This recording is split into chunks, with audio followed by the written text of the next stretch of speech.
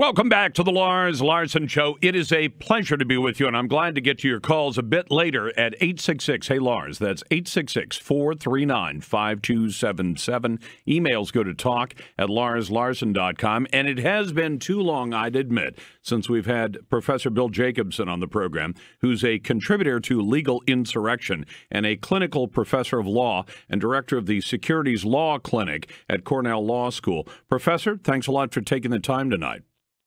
Thanks for having me on. I want you to talk about your friend, your colleague, David Collum, who's a world-renowned chemistry professor at Cornell, where you teach in the law school, and the troubles he ran into when he, I guess, had the temerity to express his views on the unionization of graduate students at Cornell privately, and then those concerns were aired publicly. Can you tell us the story? Sure. It's a typical modern campus story. First of all, at Cornell University, where I teach in the law school, there was a drive by graduate students in the PhD program. So people who are going to be on campus for 5-6 years and who get paid to be teaching assistants to unionize. The American Federation of Teachers was trying to organize them. That's a question moved to begin with.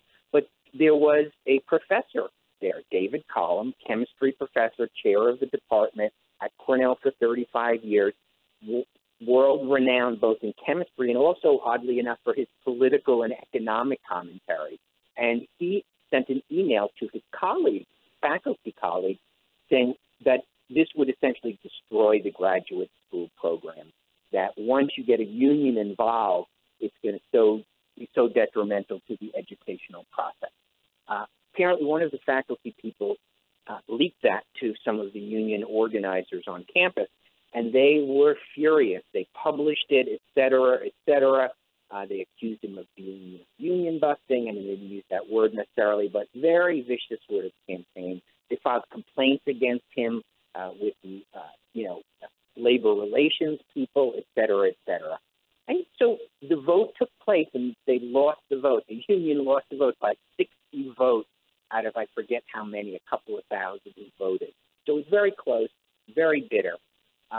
All of a sudden, a week or two ago, in the school newspaper, the Cornell Sun, which is a very good newspaper, they published this ferocious letter to the editor, signed by 7 students, I think either all or most of whom were union supporters, just ripping into this professor, calling him a rape apologist, calling him misogynistic, calling him transphobic, calling him all these sort of names that on a modern campus can really jeopardize your job and your reputation.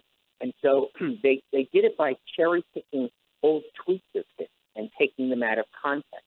And it really was a very unsettling, I think, for much of the campus sort of attack on this prominent professor. So yours truly researched it. I said, something doesn't sound right about what they're doing here, these tweets and quoting them on saying various things. So I started to research it, which is what I do a lot of legal insurrection. And I dug deep into the archives of Twitter and social media interactions, and I was able to really show that they'd taken these key tweets accusing him of being a rape apologist, for God's sake, completely out of context, and in some cases, actually the reverse of what he was saying. And that did get published in the school newspaper as well. So it's created this huge controversy, but I think the point you're bringing up is this is the risk you take when you are, I should mention, he is a conservative professor. He's one of maybe a half dozen you can count on the entire campus who are openly conservative. And so it really goes to the question of if you are conservative and if you speak out, even to colleagues, are you going to face some sort of retribution? And that's the modern campus that we're living in today. Well, let me ask you, Professor. I'm talking to Professor Bill Jacobson from Cornell Law School. Were the students making the argument, because I wasn't entirely clear when I read the letters that they'd written, were they suggesting that a member of the faculty has no right to take a position publicly or otherwise on whether or not unionization is a good idea? Because you'd think that the professors on a campus, since they are, they're employees as well, that they would certainly have the knowledge to comment and that they'd be in a good position to have an opinion on whether or not it's a good idea.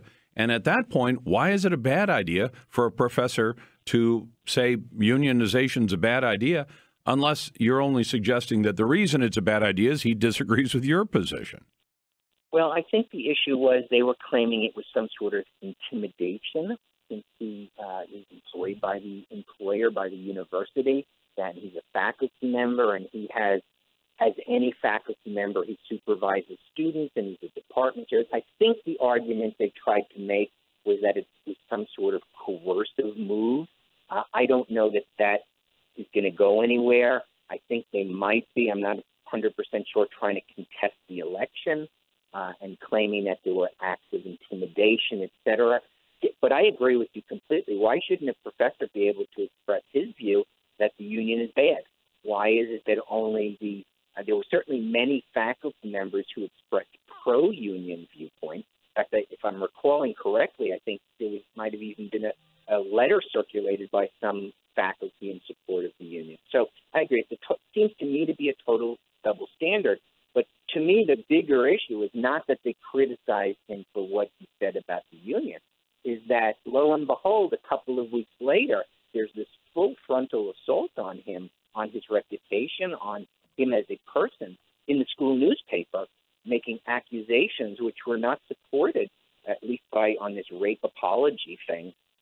It was absolutely crazy. I was able to trace the history of his tweets and show how they took them out of context and how one of these pro-union students was monitoring his Twitter account and posting things about it contemporaneously on his Facebook page. I mean, you're able to trace these things, fortunately. And from what I heard when my letter got published, the people in the chemistry department which is a big department at Cornell, the grad students were very upset because they knew that this portrayal of their department chair was not accurate, that he's not this horrible person portrayed in the letter to the editor. That when mine came out, step by step, with screenshots and everything, debunking it, from what I heard, there was virtually the equivalent of celebration in the department. But, even when you win the battle, you might lose the argument because the message gets out there. If you're going to stick your head up and you are going to speak out against the left wing, if you're going to speak out against unionization, things like that, there's going to be a price to pay. And that price to pay might be your reputation or it might be your job. And that's the message. And Professor Jacobson, I guess I just want to amplify the point that for people who haven't gone to college, but we still care about what happens at universities, whether they're private or public universities, especially the ones funded by taxpayers, that if the idea is that you're going to cow other professors who watch this and they say, boy, I don't want to end up like David Collum, so I'm going to keep my mouth shut, that ends up hurting the students who are going to the school, because if the professors are cowed in voicing their opinion, I would imagine that the students are going to be as well. Absolutely. And that student, and I've known from my experience interacting with students, I'm faculty advisor to a couple of conservative student groups on campus, and all the students tell me that conservative students, they never speak up in class because they're afraid that it might come out of their grades, that the professor might, take it out on them, that they're going to get ridiculed by some liberal student. And so what they do is they just learn very quickly, just keep your mouth shut, just get through the 4 years, hopefully unscathed, hopefully not labeled as something you're not. And these labels are very damaging, racist, homophobic, all these sort of things. To have a false label like that put on you is in this day and age is very damaging. Couldn't agree with you more. Professor Jacobson, thanks very much for the time. I'm up against the clock. That's Professor Bill Jacobson at Cornell Law School. Back in just a moment. Your calls are welcome right here on the Lars Larson Show.